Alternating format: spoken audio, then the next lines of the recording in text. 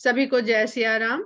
रामचरितमानस अयोध्या कांड, दोहा संख्या 167, 167। प्रसंग चल रहा है भरत और कैकेयी के संवाद का।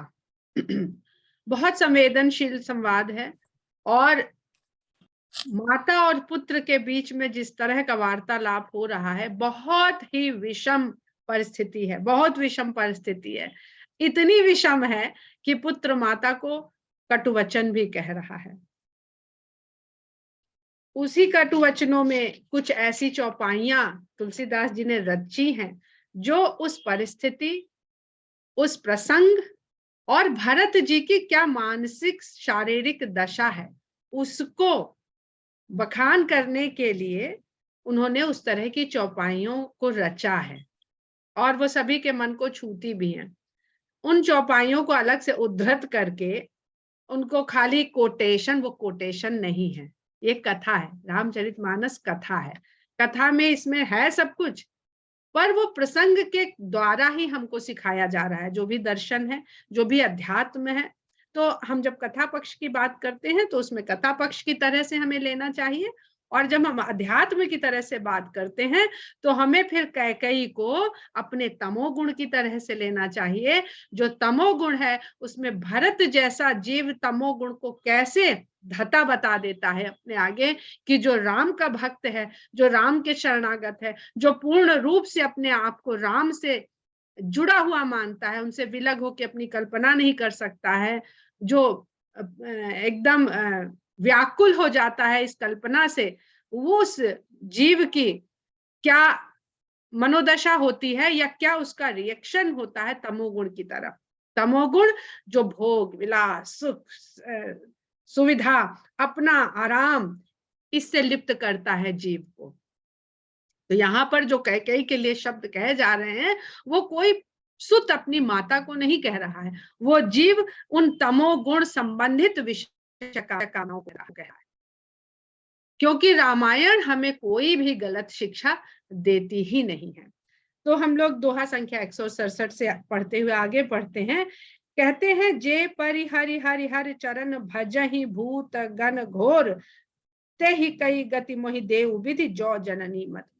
कौशल्या जी का संवाद चल रहा है, कौशल्या और भरत जी का संवाद चल रहा है यहाँ पर। तो भरत जी तमोगुण को धता बता करके सत गुण रूपी कौशल्या माता के शरण में आ गए हैं, और उस सतगुण ने उनको आलिंगन में भर करके उनका स्वागत किया है और उनको संभाला है। जीव तमोगुण को छोड़ना ही नहीं चाहता है, उसका नाश क्यों होता है?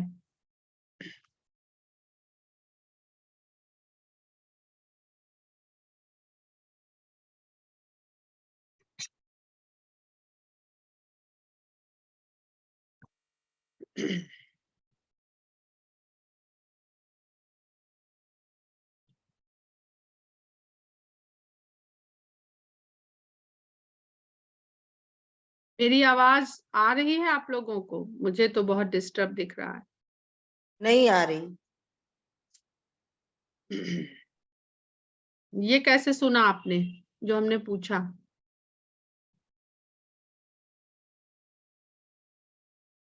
अगर आवाज आ रही है, खाली पिक्चर में डिस्टरबेंस है, तो हम कंटिन्यू रखें। आवाज आ रही है, पिक्चर में डिस्टरबेंस है। आवाज नहीं आ रही है, आवाज नहीं आ रही है। चलिए, पिक्चर भी ठीक हो गई। बीच में आवाज गोल हो गई थी, वो हम चुप हो गए थे क्योंकि हमें लग रहा था कि कुछ डिस्टरबेंस है, तो हम चुप हो गए थे। तो हम यहाँ पर थे कि जो जीव है वो अपने को तमोगुण से अलग ही नहीं कर पाता है। तमोगुण की निकृष्टता को वो फंस जाता है वहां पर, क्योंकि उसे बड़ा अच्छा लगता है, राजा बनेंगे, सिंहासन पे बैठेंगे, सुख वैभव करेंगे, दुनिया रोज सलाम ठोकेगी, आगे पीछे लोग डोलेंगे, मान सम्मान बढ़ेगा, और यहीं पे फंस जाता है। भरत ने यहाँ पर अपने को बिल्कुल भी फंसने नहीं दिया। ये जीव की प्रतिक्रिया है जो राम चरणा अनुरागी होते हैं। रामानुरागी नहीं है भरत, भरत राम चरणानुरागी हैं। लक्ष्मण रामानुरागी हैं, लक्ष्मण रामानुरागी हैं, इसलिए वो राम के साथ साथ हैं, और भरत राम चरणानुरागी हैं, इसलिए उन्हें खड़ाऊ मिलते हैं, वो खड़ाऊ पाके भी संतुष्ट है। तो ये अलग अलग भाव, अलग अलग प्रेम है जीव का। तो कहते हैं जे परिहरि हरिहर चरण भजहि भूतगण घोर, ते ही कई गति मोहि देव विधि जो जननी मति। ये हम लोग कल पढ़ चुके हैं। बेचे ही वेद धर्म दुहि लेहि। अब देखिए कलयुग के जिस प्रकार के लोग हैं उसका कितना अच्छा वर्णन यहाँ भरत जी कर रहे हैं। बेचे ही वेद, वेद को बेचते हैं, धर्म दुहि लेहि, और धर्म को दुहते हैं, अर्थात धर्म को साधन बनाकर अपना उसको संसाधन बना लेते हैं और अपने लिए दोहन करते हैं उसका।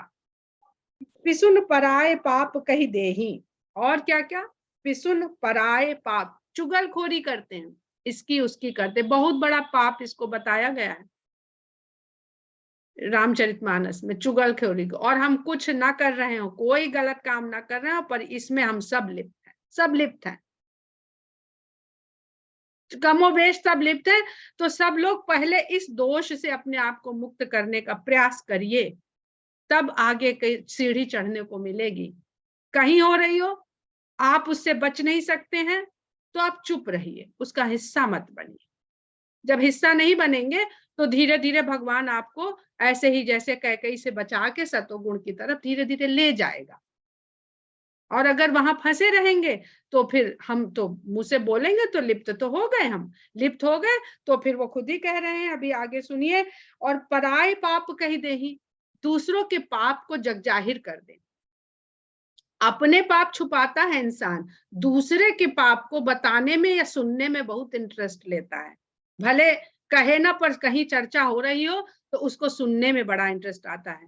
तो पराए पाप कही देही, कपटी कुटिल कलह प्रिय क्रोधी, मन के कपटी हो, स्वभाव के कुटिल हो, और सदा जिनको लड़ाई झगड़ा भाता हो, स्वभाव से क्रोध हो जिनके, वेद विदूषक विश्व विरोधी, और वेद की बुराई करने वाले हों, इस प्रकार विश्व का विरोध करते हो। विश्व का विरोध क्या है? यही सब आपका ये आचरण ही विश्व विरोधी आचरण कहलाता है। लोभी लंपट लोलुप चारा, लोभी हो, लंपट हो, लालचियों के प्रकार आचरण करने वाले हो, जे ताकहि पर धन पर दारा, जिनकी दृष्टि सदा दूसरे के धन और दूसरे की स्त्री में लगी रहती हो। पावऊ मैं तिन्ह कै गति घोरा, जो जननी यहु सम्मत मोरा, जो उनकी गति होती हो, जो उनकी दुर्गति होती हो, घनघोर दुर्गति जो ऐसे आचरण वाले मनुष्यों को मिलती हो, हे माता वह सब गति, वह सब दुर्गति, वह सब बुरा मेरे साथ हो, यदि इस पूरे प्रसंग में मेरा कोई भी सहमति रही, मैंने कोई भी सम्मत अपना इसमें प्रदान किया हो। जे नहीं साधु संग अनुरागे, परमारथ पथ विमुख अभागे, जे न बहजहि हरि नर तनु पाई, जिन्हि न हरि हर सुजस सुहाई। जिनको साधुओं की संगत में बैठने का कोई चाव नहीं, कोई प्रेम नहीं, अरे वहां क्या जाए, चलो सीरियल देखते हैं, चलो किटी पार्टी में चलते हैं। जिनको साधु संगत में बैठने में कोई अनुराग नहीं है, और जो परमार्थ के मार्ग से विमुख अभागे जीव हैं, जो दूसरे के परमार्थ, जीवन के परम अर्थ को समझना, जीवन हमको सबको मिला है तो इसका कोई अर्थ है, यूं ही नहीं मिल गया है, तो इसका अर्थ क्या है, इसकी खोज करें, और वह अर्थ परम अर्थ है जो कभी बदले ना। तो क्या है परमार्थ या क्या है धर्म? परहित सरिस धर्म नहीं भाई, पर पीड़ा सम नहीं। पहले आप धर्म, अर्थ, धर्म, काम, मोक्ष, ये चार पुरुषार्थ हैं जीव के, अर्थ, धर्म, काम, मोक्ष। तो परमार्थ को जानिए, तब धर्म में रत होइए। अर्थ क्या है आपके जीवन का? अर्थ का मतलब हम धन से, रुपए पैसे से लगा लेते हैं, वो अर्थ नहीं है। जो जीवन को अर्थ प्रदान करे वह अर्थ है। और अर्थ को इसलिए धन से जोड़ दिया जाता है क्योंकि संसार का सारा कार्य उसी अर्थ से सार्थक होता है। वो अर्थ नहीं है तो कैसे होएगा? अर्थ कमाइए जरूर, पर उसे परमार्थ में लगाइए, तब वो अर्थ है, अन्यथा अनर्थ है। कहते हैं ना भाई, जैसे लक्ष्मी आई थी वैसे चली गई। हम लोग खूब दूसरों के लिए बात करते हैं, तो अर्थ को अर्थ बनाइए, परमार्थ पथ विमुख अभागे, अभागे हैं वो लोग जो परमार्थ के मार्ग से विमुख हैं। जेना भजई हरि नर तन पाई, जिन्होंने मनुष्य का तन पा करके भगवान को नहीं भजा। यहाँ पे नर से खाली पुरुष या पुल्लिंग से मतलब नहीं है, यहाँ जीव से मतलब है। जो भगवान को भजते हैं वे सब पुरुष हैं, वो सब नर हैं, वो चाहे स्त्री भाव में है चाहे पुरुष भाव में है। और जो संसार में लिप्त हैं, माया में डूबे, वो सब स्त्री हैं, चाहे जिस भाव में। तो जब जब भी इस तरह की बुराइयां हो, स्त्री की नारी की जो आजकल चल रही हैं, उसमें सब पुरुष सम्मिलित हैं। वो खाली स्त्री के लिए नहीं कहा जा रहा है, वो सब तरह के उस आचरण को करने वाले को कहा जा रहा है। जिन्हई न हरिहर सुजस सुहाई, और जिनको विष्णु और शंकर का सुंदर यश सुहाता नहीं। क्या है उनका यश सभी जानते हैं, वो एक पालन करते हैं संसार भर का, और दूसरा उस संसार का हरण करते हैं। अगर हरण नहीं करेंगे तो फिर संसार में तो दुख ही दुख व्याप्त हो जाएगा एक दिन तो, क्योंकि ये मृत्यु लोक है, मृत्यु है, यहाँ पर सब चीज डिटोरिएट होती है, पल पल डिटोरिएट होती है। तो अगर उसका हरण नहीं होगा, हमारे माता पिता को जब बहुत कष्ट होने लगता है तो हम भगवान से प्रार्थना करते हैं, भगवान इनको मुक्ति दे दो, ऐसे कहते हैं ना। तो ये करते हैं शंकर भगवान। तज श्रुति पंथ वाम पथ चलहि, देखिए वाम पंथ, जो आज वामपंथी हम लोग कहते हैं, ये तुलसीदास जी ने भी इसका जिक्र 2-3 जगह किया है, ये कोई नया टर्म नहीं है। तज श्रुति पंथ, वेद के बताए हुए मार्ग को तज करके जो वाम पंथ पर, अर्थात वेद के बताए हुए मार्ग से अलग विपरीत दिशा में चलते हैं। वो कहता है सत्य बोलो, तो वो सत्य नहीं बोलेंगे। वो कहता है दूसरों का कल्याण करो, तो वो अपना कल्याण करेंगे। ये है वामपंथ। वामपंथ की परिभाषा भी आजकल सबने बदल ली है। वंचक बिरच बेश जग उछलहि, और वंचक का रूप बना करके जग को ठगते हैं, बड़े धर्मात्मा बन जाएंगे। अभी भी कोई बता रहा था, कोई स्वामी जी हैं, उनके ऊपर बड़ी आजकल वीडियो वायरल हो रहे हैं। तो वंचक का वेश बनाकर जो जग को ठगेगा, उसकी कभी ना कभी दुर्गति होएगी, पोल खुलेगी ही खुलेगी। तिन्ह कह गति मोहि शंकर देव, उनकी जो दशा होती है वो शंकर भगवान मुझे दे दे। जननी जौ यहु जानो भेऊ, हे माता अगर ये भेद मेरी जानकारी में हो। मातु भरत के बचन सुनी सांचे सरल सुभाए, कहते राम प्रिय तात तुम सदा बचन मन काए। माता भरत के इस प्रकार के सच्चे सरल स्वाभाविक वचनों को सुन करके कहती है, हे पुत्र तुम तो सदा से ही राम के प्रिय रहे हो, मन वचन और कर्म से तुम सदा राम के प्यारे हो। राम प्राणहु ते प्राण तुम्हारे, तुम रघुपति ही प्राणहु ते प्यारे। श्री राम कहते राम प्राण होते प्राण तुम्हारे, राम तुम्हारे लिए प्राणों से भी प्यारे प्राण रहे हैं, और तुम भी रघुपति के लिए, राम के लिए तुम भी प्राणों से प्यारे रहे हो। अर्थात तुम दोनों ही एक दूसरे को प्राण से अधिक प्रेम करते हो। जीव और परमात्मा एक दूसरे को प्रेम बहुत करते हैं, बहुत प्रेम करते हैं। जितना जीव परमात्मा को प्रेम करता है उतना ही परमात्मा जीव से प्रेम करता है। पर बीच में ये जो गुण आ जाते हैं ना, 3 गुण, जिससे परमात्मा परे है, जीव उनसे लिप्त है। तो जब ये सत रज तम, सत गुण तो हमें राम की तरफ उन्मुख करता है, पर तमोगुण हमें संसार की तरफ घसीटता है। रजोगुण कहता है अपना भला करो, सतोगुण कहता है सबका भला करो, तो राम निकलते हैं। रजोगुण कहता है कि अपना भला करो, तो लक्ष्मण जी हैं, उनको लगता है कि हमारा भला तो तुम्हारे साथ ही रहने में है, हम तुमको नहीं छोड़ेंगे। और तमोगुण कहता है अपना भला करो चाहे दूसरे का नुकसान हो जाए, तो चाहे राम को वनवास भेजना पड़ जाए, अपने लड़के को सिंहासन दिलवा दो। ये उनके कार्य क्रियाकलाप हैं इन गुणों के। तो कहते हैं कि राम विधु विष च्रवय, हाँ, तो दोनों जीव और आत्मा परमात्मा दोनों एक दूसरे को प्रेम करते हैं, पर इन गुणों से जीव को अपने आप को बचाना पड़ता है, नहीं तो प्रेम उड़नछू हो जाता है, काफूर हो जाता है। कहती है कौशल्या माता, विधु विष चवय श्रवय हिमु आगी, होई बारी चर बार बिरागी।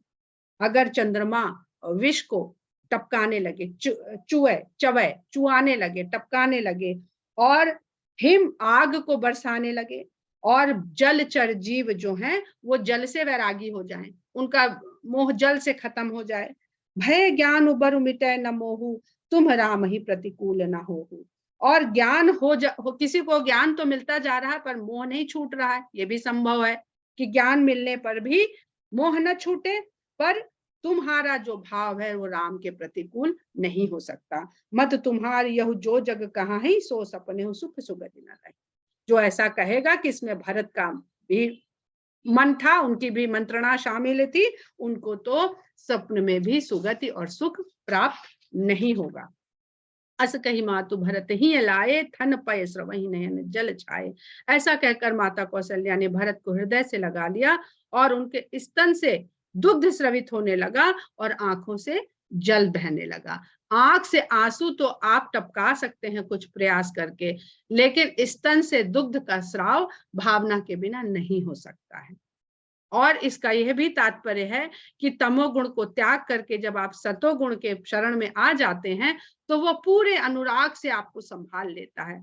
फिर उसका काम हो जाता है आपको अपने गोद में छाया में बनाए रखना और संसार के विषयों से, बुराइयों से आपको बचाए रखना। करत बिलाप बहुत यही भांति, बैठे ही बीत गई सब राती। इस प्रकार माता और पुत्र विलाप करते हुए आपस में एक दूसरे का दुख बांटते हुए, संभालते हुए एक दूसरे को रात बिता दिए। वामदेव वशिष्ठ तब आए, सजीव महाजन सकल बुलाए। प्रातः काल वामदेव और वशिष्ठ आदि आए और उन्होंने मंत्रियों और बड़े बड़े नगरवासियों को बुलवाया। मुनि बहुभांति भरत उपदेशे, कही परमारथ बचन सुदेशे। वशिष्ठ मुनि ने भरत जी को भांति भांति के उपदेश दिए जिससे उनका क्लेश कुछ कम हो और परमार्थ के वचन उनको सुनाए।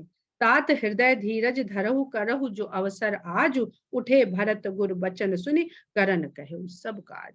जब वशिष्ठ जी ने भरत जी को इस प्रकार धैर्य बंधाया भांति भांति की बातें करके, तो उन्होंने कहा कि जो अवसर है उसको करो, धीरज धारण करो और उठो। जो क्रियाकलाप करने मृत्यु के उपरांत उचित है उनको करो। इतना सुनने पर भरत गुरु के वचन सुन करके उठ खड़े हुए और उन्होंने सबसे इस कार्य को करने के लिए, सारी तैयारी करने के लिए कहा। नृप तनु वेद विदित अनहवावा, परम विचित्र विमानु बनावा।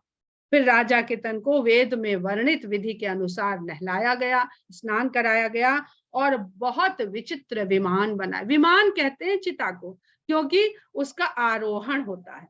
विमान का कार्य होता है आरोहण, ऊपर की ओर ले जाना। तो जो चिता होती है उसका जो पक्ष यही है कि जिस प्रकार अग्नि ऊपर की ओर जाए। अग्नि का स्वभाव क्या है?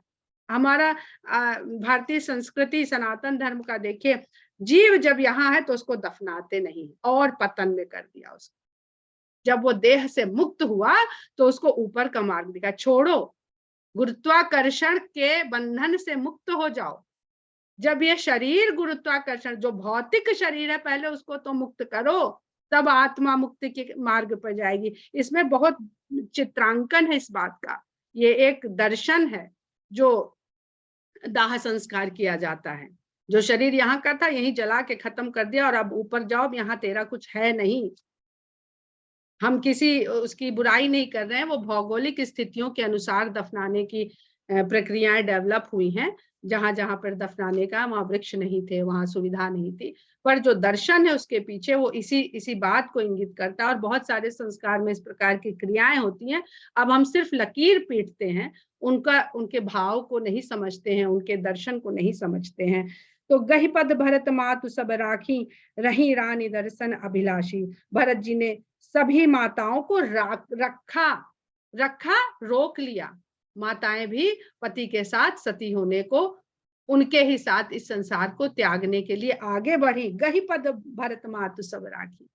तब भरत जी ने उनके चरण पकड़ के माताओं को रोक लिया। रही रानी दर्शन, और किस प्रकार रोका? उन्होंने दर्शन का उनको एक होप दिया, अभिलाषा दी कि राम लौट के आएंगे, उनके दर्शन होंगे, उनसे भेंट होगी फिर से। तो उस अभिलाषा में सभी रानियों ने अपने को संसार में रखना, उनको कोई ढकेल नहीं रहा है। जैसे आगे चल के दूसरी तरह की कथाएं बन गई, सती प्रथा और इस प्रकार की कुप्रथाएं डेवलप हो गई। चंदन अगर भार बहु आए, अमित अनेक सुगंध सुहाए। सर जुतीर रचिचिता बनाई, जन सुर पर सोपान सुहाई। चंदन अगर, बहुत प्रकार की सामग्री आई, अनेक प्रकार की सुगंधित सामग्री आई और सरयू के किनारे सुंदर चिता सजाई गई। जन सुरपुर सोपान सुहाई, जैसे देवता लोक में जाने के लिए सीढ़ी बनाई गई। इस पर सोपान सीढ़ी है सुरपुर में जाने के लिए, मोक्ष नहीं मिल रहा है दशरथ जी को, सुरपुर जा रहे हैं, स्वर्गलोक जा रहे हैं। 6 बार राम कहे हैं, 1 बार राम कहे मुक्ति मिल जाती है। दशरथ जी 6 बार राम कह के प्राण त्यागे हैं और स्वर्ग की ओर से धार रहे हैं, मोक्ष को नहीं प्राप्त करें। ये हम इसका भी बता चुके हैं ऐसा क्यों है। यही विधि दाह क्रिया सब कीन्ही, विधिवत नहाई तिलांजुलि दीन्ही। इस प्रकार सभी दाह संस्कार की क्रियाओं को भरत जी ने किया और विधिवत स्नान करके तिलांजलि दी। सोधि सुमृति सब वेद पुराना, कीन्ह भरत 10 गात विधाना। और वेद स्मृति और पुराण में बताई गई सब विधियां करके कीन भरत 10 गात विधाना। 10 गात, गात माने शरीर, 10 माने 10, 10 इंद्रियों में जो ये शरीर बंधा हुआ था, 5 कर्मेंद्री, 5 ज्ञानेंद्री, इन संस्कार इस भौतिक इंद्रियों के से बंधे हुए भौतिक शरीर को मुक्त करने का विधान भरत जी ने निर्वहन किया उसका, जिसको हम लोग 10वां संस्कार कहते हैं। वो 10 गात्र विधान है।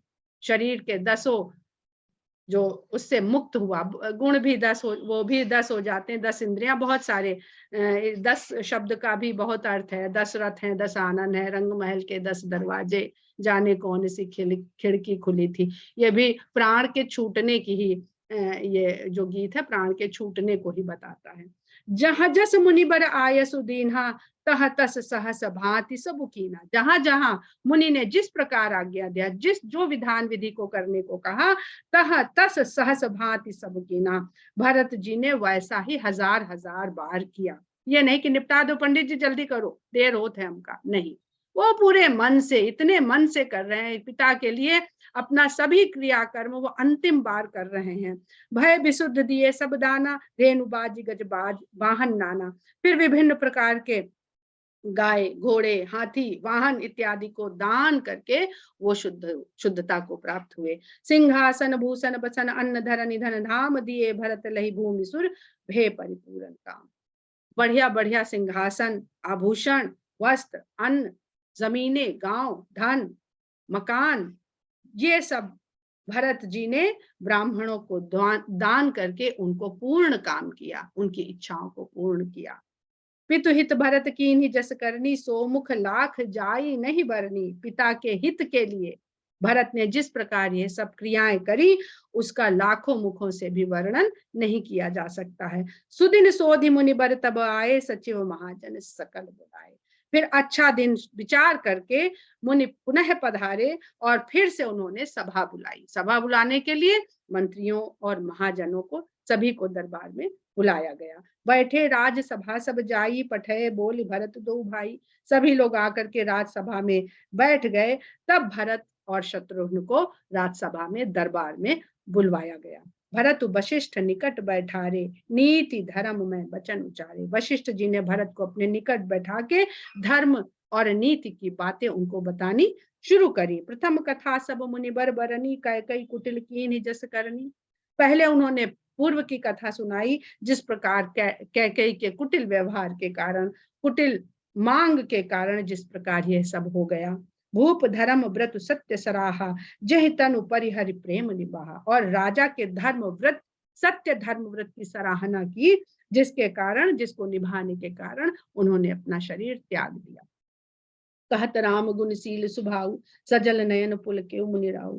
फिर उन्होंने राम के व्यवहार का, उनके गुणशील स्वभाव किस प्रकार से उन्होंने ये सुना और किस प्रकार से उसको व्यवहार में लाए, उसका वर्णन करते हुए वशिष्ठ मुनि का शरीर पुलकित हो गया और वो भावुक हो उठे। बहुरी लखन सी प्रीति बखानी, शोक स्नेह मगन मुनि ज्ञानी। फिर लक्ष्मण और सीता का राम के प्रति जो प्रेम था उसका बखान करते हुए वशिष्ठ मुनि शोक और स्नेह दोनों में डूब गए।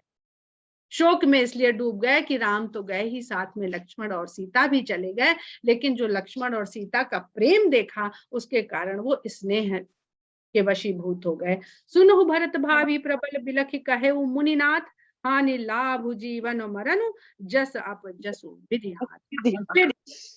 इतने भावुक हो गए वशिष्ठ जी कि वो बिलखने लगे और बिलख के भरत को समझा रहे हैं कि हे भरत सुनो, भावी प्रबल, भावी जो होने वाला है वही उसकी ही सबसे बड़ी प्रबलता होती है। और लाभ हानि इस जीवन में, और जीना मरना, जन्म लेना, मृत्यु होना, यश मिलना, अपयश मिलना, ये सब विधाता के हैं।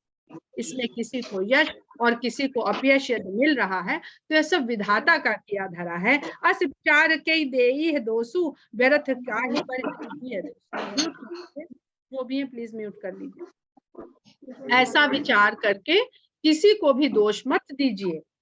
अस विचार के ही देई दोषु, इस विचार को करके किसी को दोष क्या देना, व्यर्थ काहे पर कीजिए दोषु, और किसी पर क्यों व्यर्थ में क्रोध करना, जब उसके हाथ में ही नहीं है ये तो उस पे क्रोध क्यों करना। तात विचार करो मनमाई, हे पुत्र इस बात को विचार करो, सोच जोग दशरथ नपनाई। और सोच में क्यों बैठे हो, दशरथ जैसा राजा सोच करने के योग्य नहीं है कि हाय चले गए, जाना तो सबको ही है एक दिन। ये सब पहले वो ज्ञान की बातें कह चुके हैं। और क्यों दशरथ जैसा राजा सोच के योग्य नहीं है, तो वो बताते हैं कि सोच किसका करना चाहिए। सोचिए विप्र जो वेद विहीना, तज निज धर्म विषय लय लीना। सोचिए नपति जो नीति न जाना, जहि न प्रजा प्रिय प्राण समाना। सोचिए बयसु कृपन धनवानु, जो न अतिथ शिव भगति सुजानु। सोचिए शूद्र विप्र अवमानी, मुखर मान प्रिय ज्ञान गुमानी। सोचिए पुनिपति वंचक नारी, कुटिल कलह प्रिय इच्छाचारी। सोचिए बटु निज व्रतु परिहरई, जो नहीं गुर आयसु अनुसरई। कहते हैं सोच उस ब्राह्मण का कीजिए जो वेद विहीन है, जो वेद के ज्ञान को न जानता है और न आचरण में लाता है। तो सबसे पहला सोच ब्राह्मण का बताते हैं।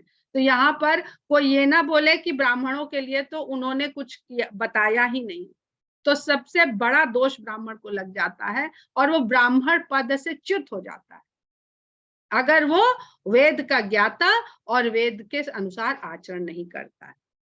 फिर कहते हैं तज निज धर्म विषय, और अपने धर्म को त्याग करके विषयों में लग जाता है। सोचिए नपति जो नीति न जाना, ऐसे राजा का सोच करिए जो नीति के अनुसार राजकाज नहीं संभालता है।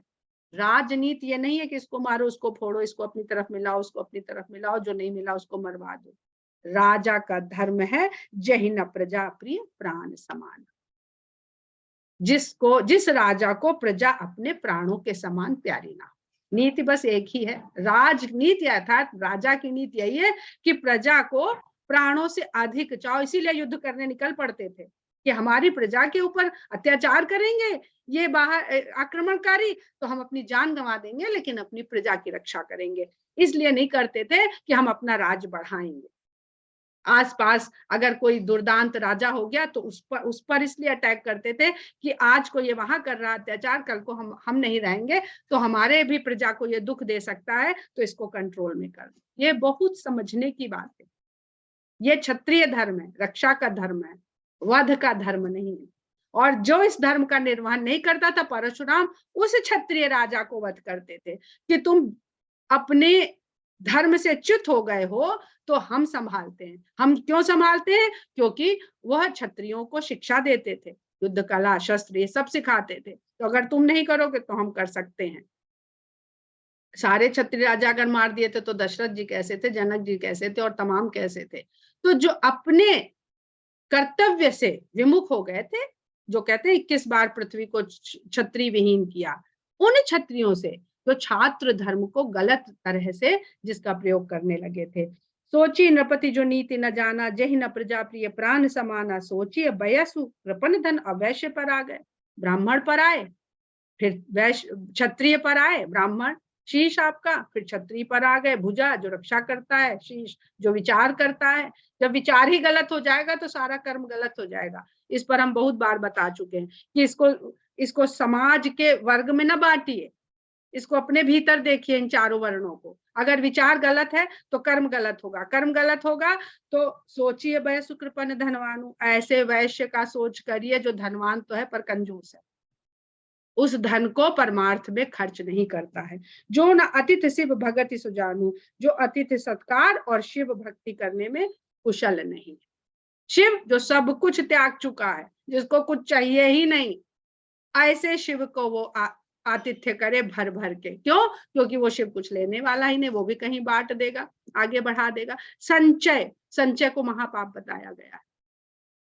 सोची शूद्र विप्र अवमानी। अब आखिर में आते हैं कि उस शूद्र का सोच करो जो विप्र का अपमान करता है, ब्राह्मण का अपमान करता है। कौन सा ब्राह्मण? जो वेदों का ज्ञाता है, विचार, पैर, शूद्र हमारे पैर में होते हैं। समाज को गति शूद्र देता है।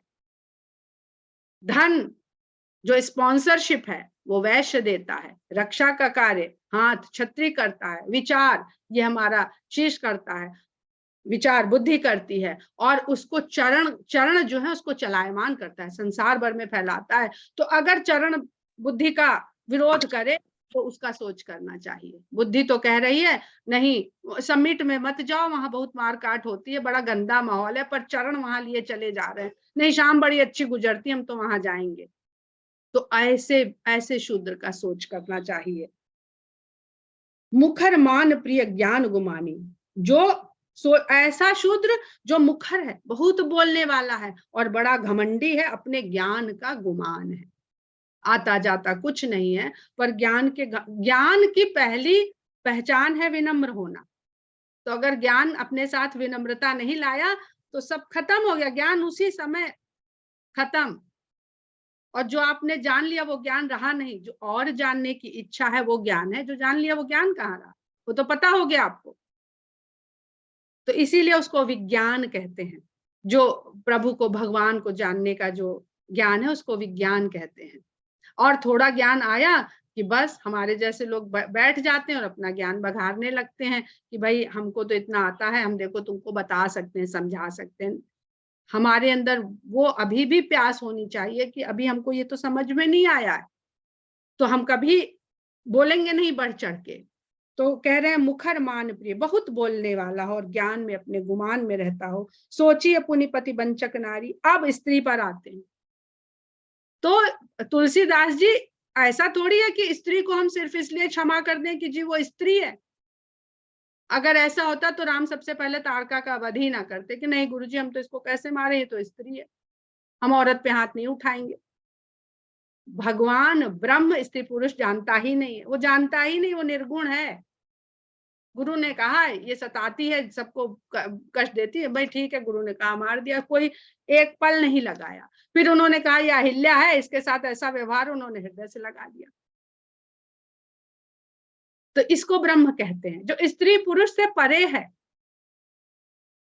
अब तुलसीदास जी, क्योंकि समाज के लिए कथा को बताया जा रहा है, तो सोचिए पुनि पति वंचक नारी, पति से छल करने वाली नारी का सोच करिए, जो स्वभाव की कुटिल हो, झगड़ालू हो और स्वेच्छाचारी हो, जो किसी का कहना ना मानती हो, अपने हिसाब से चलती हो।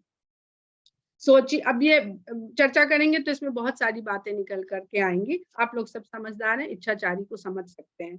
सोचिए बटु निज व्रत परिहर रही। अब बालक पर आ गए स्त्री के बाद। उस बटुक का, उस विद्यार्थी का सोच करिए जो अपना कार्य छोड़कर व्रत पर है, परिहर रही। उसका व्रत क्या है? ब्रह्मचर्य व्रत। उसका बटुक का पालन है। तो ब्रह्मचर्य व्रत ये नहीं है कि भैया किसी के साथ शारीरिक संबंध नहीं करेंगे, किसी के साथ प्रेम नहीं करेंगे। ब्रह्मचर्य व्रत का है कि हम विद्या पाठ गुरु के पास बैठ करके हर उस आचरण का पालन करेंगे जो हमें ब्रह्म ज्ञान की ओर ले जाने का बेसिक शिक्षा देता है। उसके बाद हम अप्लाई करेंगे उसको जाके। ये ब्रह्म का अर्थ कहाँ लिखा है सेक्स या काम, जो ब्रह्मचर्य को हम लोग सिर्फ उससे जोड़ देते हैं। ये पता नहीं फिल्मों का किया धरा है कि किसका किया धरा है, जिसमें बड़े बड़े कॉमेडियन को ब्रह्मचारी कह के और कॉमिक सीन बनाए जाते थे। सोचिए बटु निज व्रत पर है। उस बटु का सोच करिए जो अपने व्रत को त्याग देता है, जो नहीं गुरु आयस अनुसार, जो गुरु के अनुसार आचरण नहीं करता है। सोचिए ग्रही जो मोह बस करई कर्म पथ त्याग। सोचिए जति प्रपंच रत विगत विवेक विराग। उसके बाद गृहस्थ का और सन्यासी का, क्योंकि बटुक दो ही मार्ग में जाएगा, या गृहस्थ हो जाएगा या सन्यासी हो जाएगा, दो ही तो मार्ग है संसार में। तो उनमें किसका सोच करना चाहिए, ये अगले दोहे में है। इसको हम लोग कल विस्तार से दोहा संख्या 172 को सुनेंगे, समझेंगे। आज हम लोग यहीं पर विराम देते हैं।